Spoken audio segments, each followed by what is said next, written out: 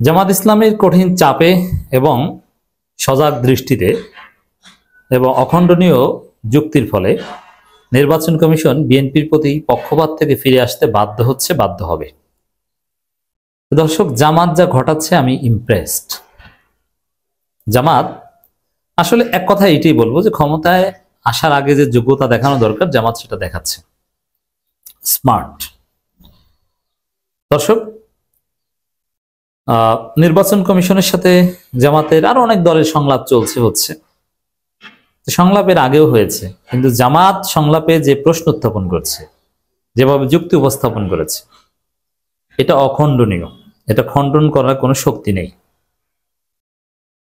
এবং এটা মিডিয়ার সামনে, এবং এই সংলাপও মিডিয়ার সামনে।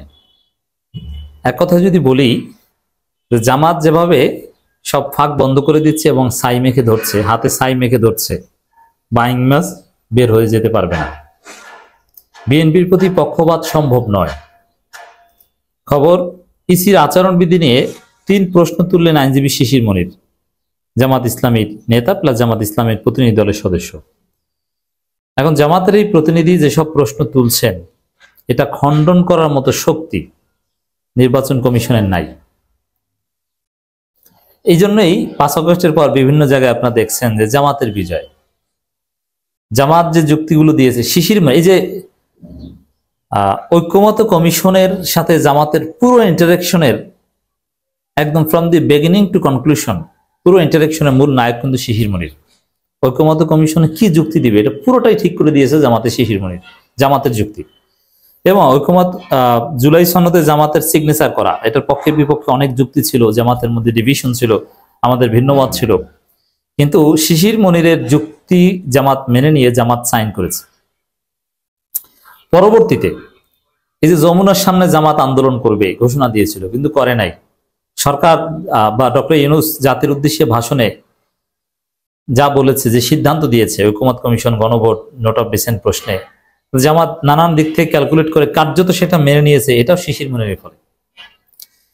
এর মানে শিশির মনির এমন ভাবে খেলছেন যে জামাতের মনমতো আসলে হচ্ছে at the end of the day. একদম মনমতো না হলে, পুরোটা হতাশ হলে তো জামাত এগুলো মানতো না, রাজপথেই থাকতো। কিন্তু না, রাজপথে জামাতের কৌশলও আছে, আবার ব্রেন দিয়ে খেলছে, যুক্তি দিয়ে খেলছে, এবং যুক্তি দিয়ে কনভিন্স করে যতটুকু আদায় করতে যাচ্ছে জামাত ইজ স্যাটিসফাইড। এটা শিশির মনিরে করছে। ঠিক তদ্রূপ নির্বাচন কমিশনের সাথে যে সংলাপ, এই সংলাপ তো আর দুধ ভাত আর চা খাওয়ার উদ্দেশ্য নয়। এই সংলাপ কার্যকর কিছু করার জন্য। তো সেই জায়গায় এই সংলাপে জামাত যে যুক্তি তুলে ধরছে, যা বলছে, এগুলোর কার্যকারিতা আছে। এগুলো যদি যৌক্তিক হয়, এটা মেনে নিতে তারা বাধ্য। তো জামাত সেই পরিস্থিতি তৈরি করছে। এর মানে ইসি মানতে বাধ্য হবে। আমরা এই 3 যুক্তি নিয়ে আলোচনা করব, এবং জনমত আছে। জামাত যা বলে এটা নিয়ে যে আমরা আলোচনা করি, জনগণ ফেসবুকে লেখে, মানে তীব্র জনমত, এবং এটা যে যৌক্তিক, এটা ভিভিড হচ্ছে। নির্বাচন কমিশনের উপর মাল্টি ডাইমেনশনাল চাপ পড়ছে। আসন্ন ত্রয়োদশ সংসদ নির্বাচন সামনে রেখে নির্বাচন কমিশনের ইসির সঙ্গে সংলাপে প্রণীত আচরণবিধির কয়েকটি দিক নিয়ে প্রশ্ন তুলছেন সুপ্রিম কোর্টের সিনিয়র আইনজীবী। এটা শিশির মনিরের নতুন লকব, এবং বাংলাদেশ জামাত ইসলামের প্রতিনিধি শিশির মনির। বিশেষ করে পোস্টার ব্যবহার, আচরণবিধি লঙ্ঘনের শাস্তি আরোপের এখতিয়ার এবং নির্বাচনের অভিযোগ দ্রুত নিষ্পত্তির সময়সীমা নির্ধারণ না থাকায় তিনি উদ্বেগ প্রকাশ করেন। মানে এক কথায় যদি বলি, এই যেসব বিষয়ে উদ্বেগ প্রকাশ করেছে, এই প্রত্যেকটা জায়গায় বিএনপিকে কারচুপি দেওয়ার একটা সুযোগ ছিল। বিএনপি চায় এইটা, যে কারচুপি করে ক্ষমতা আসতে, নির্বাচন কমিশনের হাত পা বেঁধে সিস্টেমে ফাঁকে ফোকরে কিছু করে ফেলতে। কিন্তু না, এই জেনারেশনের জামাতে শিশির মনির আছে, এদেরকে বোকা বানানো যাবে না। আপনি কোনো ভুংসং বুঝিয়ে, আইনের দুর্বলতা রেখে আপনি পার পাবেন না। নির্বাচন কমিশনের সঙ্গে সংলাপে অংশ নিয়ে তিনি এসব বিষয় তুলে ধরেন। তার বক্তব্যে নির্বাচন কমিশন আচরণবিধি অসঙ্গতিগুলো স্পষ্ট হয়ে ওঠে, এবং পুরো প্রক্রিয়া, পুরো জাতিকে একটা সঠিক পথে রাখতে, পুরো সংস্কার প্রক্রিয়ায় নেতৃত্ব দিচ্ছেন, গাইড করছেন, এবং গাইডেড হচ্ছে শিশির মনিরের অসাধারণ যুক্তি। পোস্টার ব্যবহারের দ্বৈত নীতি নিয়ে যে প্রশ্ন তুলেছেন, একটু আমরা দেখি। আচরণবিধি 7-এর ক উপধারায় কোন প্রকার পোস্টার ব্যবহার করা যাইবে না উল্লেখ থাকার পরও 7-এর ঘ উপধারায় পোস্টার সহ অন্যান্য প্রচার সামগ্রী ব্যবহারের উপর বিধিনিষেধ আরোপ করা ইসি দ্বৈত নীতি নিয়ে প্রশ্ন তোলেন শিশির মনির। তিনি বলেন, আগে বলছেন পোস্টার ব্যবহার করা যাবে না, আবার পোস্টার সরাতে পারবে না, এই কথা বলছেন কেন? দেখেন, আসলে উকিলের যে, আমরা তো আইনের ছাত্র, কিন্তু আমরা তো আর কোর্টে সাবমিশন করতে যাই না। তো উকিলের যে প্যাস, এটা আসলে সবার মাথায় ঢুকে না। তো এত বড় একটা কন্ট্রাডিকশন, এটা নির্বাচন কমিশনের কারো মাথায় ঢুকছে কিনা সন্দেহ। শিশির মনিরের মাথায় ঢুকছে, আরো কত প্রতিনিধি দল এসেছে, কারো মাথায় এই সূক্ষ্ম বিষয়গুলো কাজ করছে বলে মনে হচ্ছে না। এমনি এমনি আবরার ফাহাদ হত্যা মামলায় অভিযুক্ত এবং সাবেক আইসিটি প্রতিমন্ত্রী জুনায়েদ আহমেদ পলক সহ অনেক বড় বড় অপরাধীরা শিশির মনিরের কাছে এমনি এমনি যান না। ফাঁক ফোকর নানান বিষয় তিনি এমন ভালো বুঝেন এবং তার যে সাকসেস রেট, এই ভরসা থেকেই তার কাছে যান। এটাও একটা সুপ্রিমেসি যে তিনি জামাতের লোক, আওয়ামী লীগের মন্ত্রী, পারলে শেখ হাসিনা সুযোগ পেলে শেখ হাসিনাও শিশির মনিরকে আইনজীবী নিয়োগ করবে, কিন্তু সেখানে তো আর যাবেন না। মানে শিশির মনিরের যুক্তি, তার মেধা, এটা বোঝানোর জন্য আমি এক্সাম্পলটা দিলাম।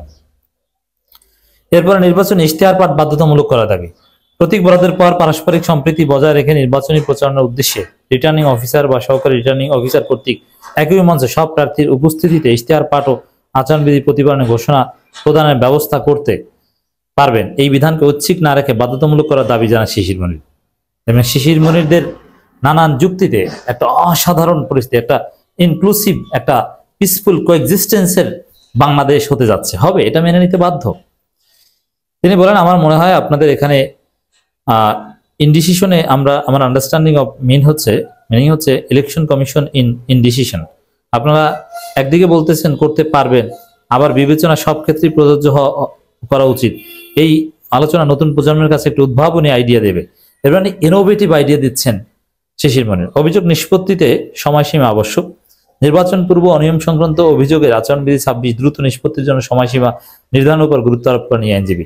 শিশির মনির বলেন, আমি এখন গিয়ে দেখতে পেলাম যে আমার ইলেকশন হচ্ছে এক জায়গায়, আমি আপনাকে কমপ্লেইন দিলাম, আপনাদের বাধ্যতা থাকা উচিত যে আপনাদের সামনে তো কোনো স্ট্রিক্ট নাই, আমি কমপ্লেইন দিয়ে বসে থাকবো, আপনারা ডিসপোজ করবেন না, আমার আর কিছু করার থাকবে না, সুতরাং ইউ টাইম লিমিট এত ঘন্টার মধ্যে, মানে একদম সুষ্ঠু নির্বাচনের জন্য যা করা দরকার সব কিছু ফাইনালাইজ করে সব কিছু ঠিকঠাক করে দিচ্ছেন এবং সব যুক্তি দিচ্ছেন, যেটা অলঙ্ঘনীয়, এটা করতে বাধ্য হবে।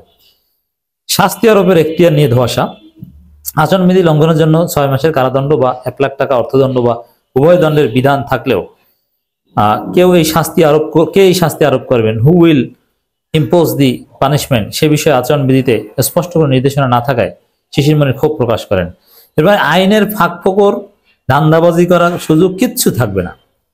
জামাত এই জাতির গতিপথ নির্ধারণ করে দিচ্ছে, একটা নতুন বাংলাদেশে অসাধারণ ভূমিকা পালন করছে। জামাত ক্ষমতায় আসা ডিজার্ভ করে এবং তারাই আসবে।